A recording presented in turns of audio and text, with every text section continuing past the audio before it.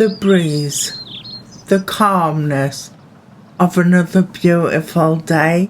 I am in my garden, the flowers, the flavours of the earth. Cut! Right, I've had enough. Stresses me out being calm. I like to be a bit, up there with stars and up there with bees flying about, buzzing about.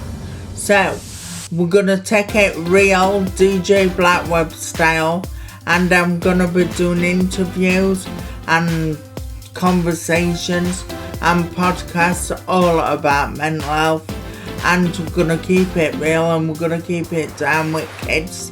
And remember, guys, girls, people out there, control is all yours. Go on, man. So, yeah, we've touched on a few subjects here. The main things we talked about is flexible structure, and then how that's applied in lots of different ways in terms of the law, Mental Capacity Act, for example, in terms of practical application of what care is provided, and then how the care is provided and the nature of the relationship with the carers. You've touched on lots of different areas there. That's because there are a lot of areas that aren't covered when you think, I'll give someone a care plan and a care pack and a care person. Yeah. And they will have to abide by our rules because that's what care's about. No, it isn't. This is flexible structure. It's not. This is what you're saying. Care is about facilitating the person, not the procedure. But you also have to carry the procedure out, but the procedure can be flexible, like the time can be flexible. Because, who wants to live every day, washing on a Monday, cooking at tea time? Yeah. Do you know what I mean? Yeah. So, if I get 4 days of care from an agency or something a week, them shifts are generally, not me personally, but a lot of them can be up to 6 hours. So it's up at 10 and then they go at 4. So I have to live my life from 10 while 4. It makes a disabled person tired, and that's why I think they need to consider giving nighttime care, doing what the disabled person wants to do, because their whole system may work different. And it's just really strange trying to get MPs and government and parliament and bigwigs to understand this, because we're just little people, but without us, the government and everyone haven't got a point, because we're their purpose. Yeah. I mean, with the nighttime care, I suppose one of the problems with that is availability of people to provide it. Now, I don't know whether that's a problem with how care is set up, or whether that's a problem with... Well, people have waking nights with carers, don't they? They do. So if I pay for a nighttime shift and I want to do whatever, then we do it. Well, yeah, it shouldn't make any difference whether you sat in... Exactly. ...or out. But it does, doesn't it? Unless there's risks flagged up. What's risky about driving a mental person just, totally vulnerable, just into themselves because they can't be who they want to be. That's a good point. And, causing them mental health problems. That's a risk. There are loads of disabled people that just want to get out there, do this stuff, Get alive. Give us what choices. Give us the ability to choose and let us be who we want to be and stop I can't. That was good. I know, I finished it and I can't. Go on. So bringing it back, Nikki, to how you, as a person who has care, copes with operating within a structure, how do you find freedom and flexibility within the machine? I find freedom okay as long as there's someone there to facilitate me and take me places and do things and buy clothes with me, because I have bits of my brain that are just damaged.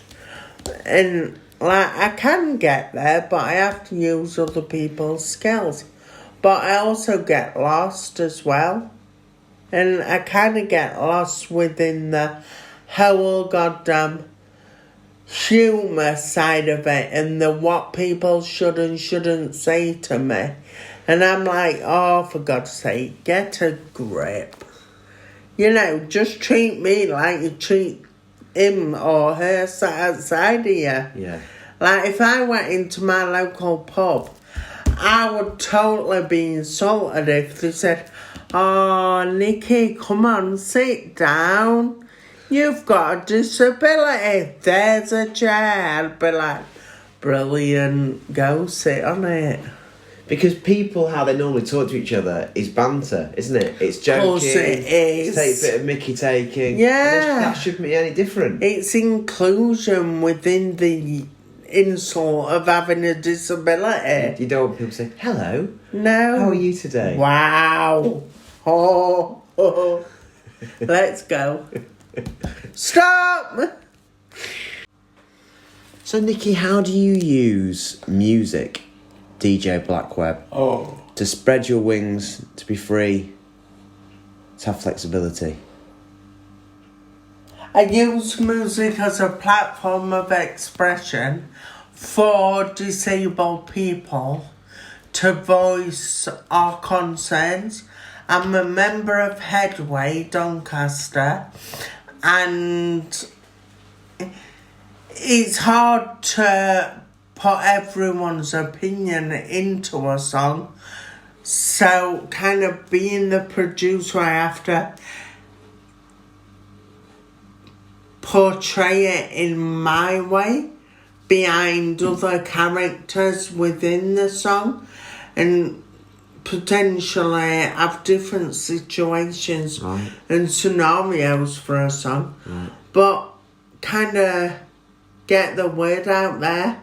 But it really bugs me that I have to do it so polite, no swearing, when really I just want to do a rap song and say it how it is. And why can't you do that? Why can't I? Because it'd kill my career. Or would it make it? I don't know. It's all on SoundCloud and iTunes. So have a look, have a listen and tell me what you think, Nikki Webber MBE. And the reason I got my MBE was for talking out for disabled people and making the police understand about the disabled people and how important it is to include us so that we can have a say as well within this whole network of normality. Yeah, to help. Yeah. Instead of because the police serve you no matter who you are or what you do. Yeah? But as a disabled person, you actually need more people within the police to support you and help you express what's happened, blah, blah, blah. And they definitely do that, because I've just had a case go through in a situation that weren't that cute, and I'm okay, and they helped me through it, and they supported me and everything, and